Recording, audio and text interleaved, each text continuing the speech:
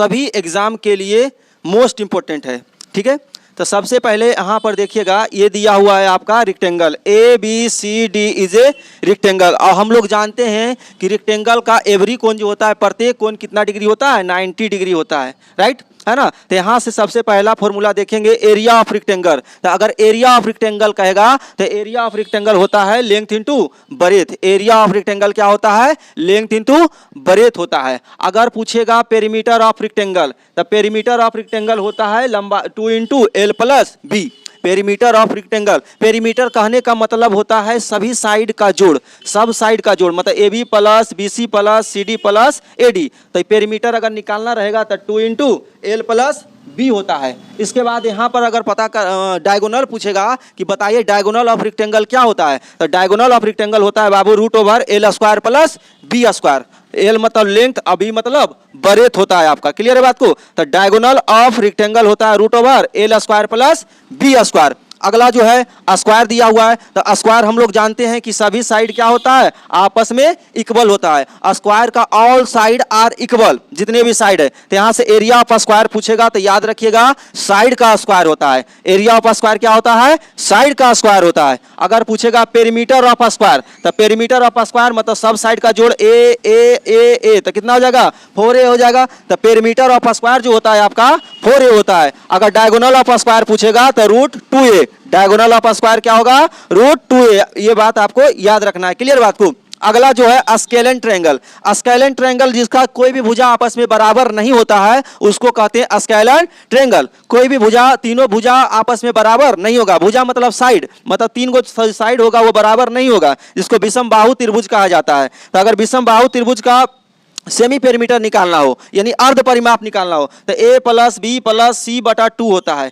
Scalene triangle का semi perimeter अगर निकालना है तो A plus B plus C बटे 2 होता है। क्लियर बात को। अगर area of scalene triangle, area of scalene triangle, तो इसका फॉर्मूला होता है root over S into S minus A, S minus B, S minus C. S क्या है यहाँ पर सर, तो एस जो है सेमी पेरीमीटर, जो यहाँ से सेमी पेरीमीटर निकलेगा ना वैल्यू, ये यहाँ पर रखा जाएगा। ए बी सी क्या है, तो ए बी सी जो है side of scalene triangle, right.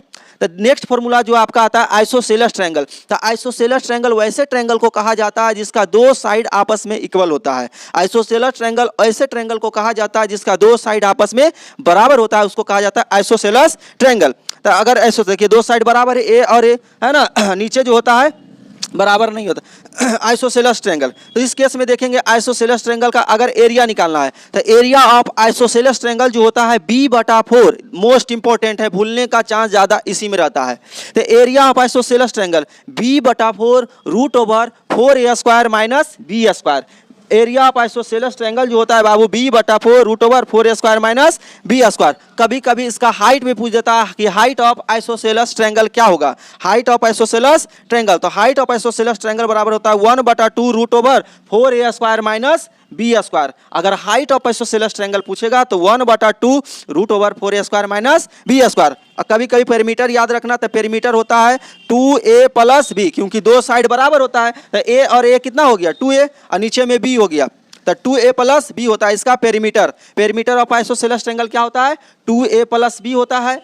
Area of isosceles triangle क्या होता है, तो b/4 root over 4a square minus B square होता है, राइट। अगला आता है राइट ट्रायंगल। राइट ट्रायंगल तो जानते हैं समकोण त्रिभुज है ना, जिसका एक कोण क्या होता है आपका 90 डिग्री होता है, उसको कहा जाता है राइट ट्रायंगल।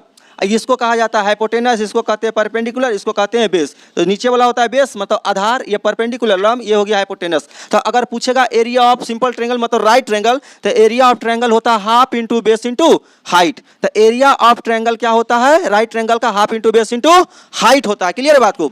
अगला जो है इक्विलेटरल ट्रायंगल। इक्विलेटरल ट्रायंगल वैसे ट्रायंगल को कहा जाता है जिसका जो है ऑल साइड आर इक्वल, सभी भुजा आपस में बराबर होते हैं, यानी ऑल साइड आर इक्वल। अब प्रत्येक एंगल जो होता है इक्विलेटरल ट्रायंगल का 60 डिग्री होता है, उसको कहते हैं इक्विलेटरल ट्रायंगल। तो प्रत्येक एंगल क्या होगा, 60 डिग्री होगा। और एरिया ऑफ इक्विलेटरल ट्रायंगल तो √3/4 इंटू ए स्क्वायर, √3/4 इंटू ए स्क्वायर होता है। उसके बाद देखेंगे हाइट ऑफ इक्विलेटरल ट्रायंगल, मतलब इक्विलेटरल ट्रायंगल का हाइट क्या होता है, तो √3/2 इंटू ए होता है। पेरीमीटर ऑफ इक्विलेटरल ट्रायंगल, तो पेरीमीटर ऑफ इक्विलेटरल ट्रायंगल 3 है, क्योंकि तीनों साइड का जोड़ेंगे तो क्या हो जाएगा, 3 होगा। तो ये मेंसुरेशन का